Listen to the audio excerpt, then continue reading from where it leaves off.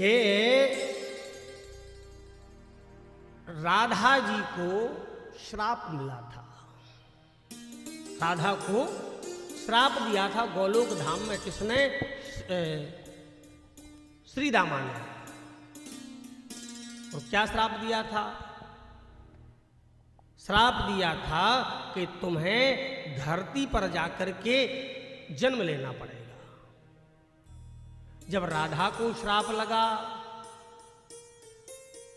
तो श्याम सुंदर भी आए। और इसके पूर्व की कथा में आपको एक बार सुना चुका था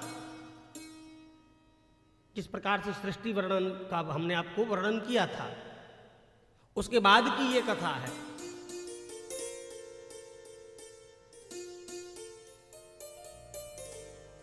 महाराज, जब श्रीदामा ने राधा जी को श्राप दिया है, इसकी भी लंबी चौड़ी कथा है, पूरी कथा नहीं कहूंगा कि क्यों श्राप दिया है। श्राप दिया है कि तुम जाकर के धरती पर जन्म लो और 100 वर्षों तक श्याम सुंदर से तुम्हारा विछोह हो जाएगा। 100 वर्षों तक तुम श्याम सुंदर से मिल नहीं पाओगी।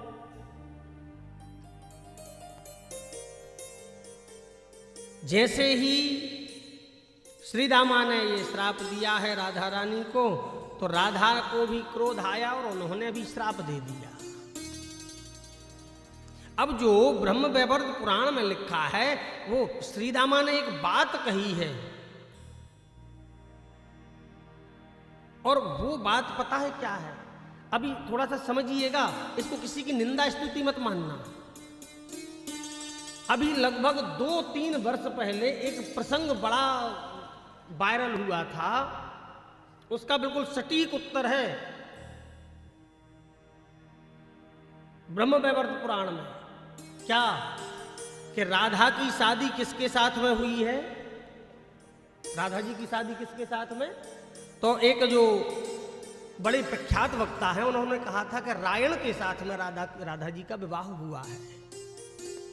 एक रायण नाम के गोप के साथ में राधा जी का विवाह हुआ है। ब्रह्म वैवर्त पुराण में स्पष्ट लिखा है, श्री दामो वाच। मैं श्लोक इसलिए बोल रहा हूं, लिख करके लाया हूं ब्रह्म वैवर्त पुराण की, ताकि प्रमाण हो जाए। मनुष्या इव कोपस्ते तस्मात् त्वं मानुषी भुवि भविष्यसि न संदेहो मया सप्ता त्वमंबिके छायया कलया वापि परशक्त्या कलंकिना मूढ़ा रायण पत्नी त्वां बक्षति जगति तले। रायणः श्रीहरेरंसो वैश्यो वृंदावने वने। ये इतनी बात श्रीदामा ने कहा है श्राप देते समय। और पता है इसका अर्थ क्या है? इसका सीधा सीधा अर्थ बताऊंगा मैं, अपना शब्द नहीं मिलाऊंगा एक भी। श्रीदामा कहता है, जाओ और जाकर के आपको मानवी होना पड़ेगा। मानवी होना पड़ेगा, आपको मनुष्य योनि में जाना पड़ेगा। और गोकुल में तुम जाओगी जहां पर हरि के ही अंशावतार एक रायण नामक वैश्य उत्पन्न होंगे। थोड़ा सा ध्यान से सुनिएगा। रायण नाम के एक वैश्य उत्पन्न होंगे, जो वो भी भगवान के ही अवतार होंगे। पहली बात तो ये है कि भगवान के ही अवतार होंगे। और दूसरी बात स्पष्ट लिखा है, छायया कलया वापी परशक्त्या कलंकिना। एक स्वरूप से, जो तुम्हारा वास्तविक स्वरूप है, उससे तो तुम सदैव श्याम सुंदर की ही रहोगी, परंतु एक छाया रूप से तुम्हारा विवाह उस रायण से भी होगा। राधा की छाया का विवाह रायण से हुआ है, राधा का विवाह नहीं हुआ है। और बाद में तो स्पष्ट श्रीदामा ने कह दिया, मूढ़ा रायण पत्नी त्वाम वक्षति जगती तले। और जो मूर्ख होंगे वो कहेंगे कि राधा का विवाह श्याम सुंदर के साथ अतिरिक्त रायण के साथ में हुआ है। जो मूर्ख होंगे वही इस बात को कहेंगे। बिल्कुल स्पष्ट अक्षरों में लिख दिया।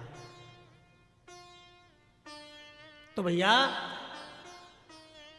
श्याम सुंदर के बिना राधा और राधा के बिना श्याम सुंदर अधूरे हैं। और ये वस्तुतः दो है ही नहीं, ये तत्वतः तो एक ही है। ये एक ही तत्व है, इनमें भेद बुद्धि नहीं देखनी चाहिए, इनमें भेद नहीं है। बोले भक्तवत्सल भगवान की जय। तो एक भगवान के अवतार का ये भी कारण था। अब महाराज आइए, अब हम लोग चले थोड़ा सा, कहाँ चले, नंदोत्सव की ओर। कल हम लोगों ने नंदोत्सव पर ही